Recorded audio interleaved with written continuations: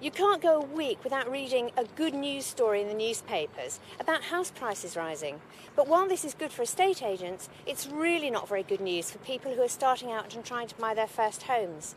Why are we so pleased about house prices rising and not more concerned about young people trying to buy their own homes?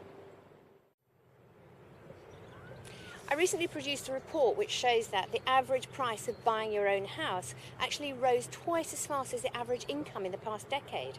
That means more and more people are priced out of buying their own houses. That leaves young people with two alternatives. They either go ahead and buy a house and hope that they can pay for it eventually, or they try one of the shared ownership schemes before prices run away from them completely.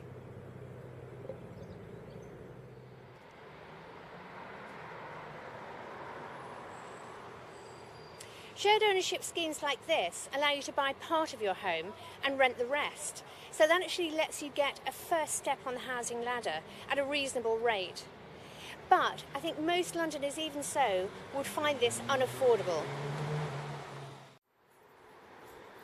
The solution the previous and current mayors of London both chose was simple: build more low-cost houses.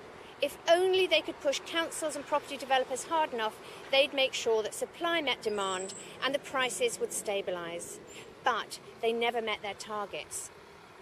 And to stop people being priced out by building a lot of homes, we would need to almost double the amount we managed at the height of the housing bubble. Now that's really not very likely.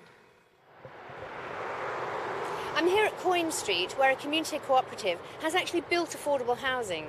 And this is affordable housing that's affordable to buy now, but will also be affordable to buy in the future.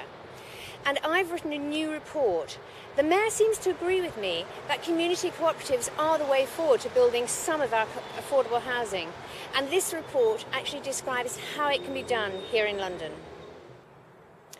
Like most politicians, I'm not an expert in many of the areas that I work in.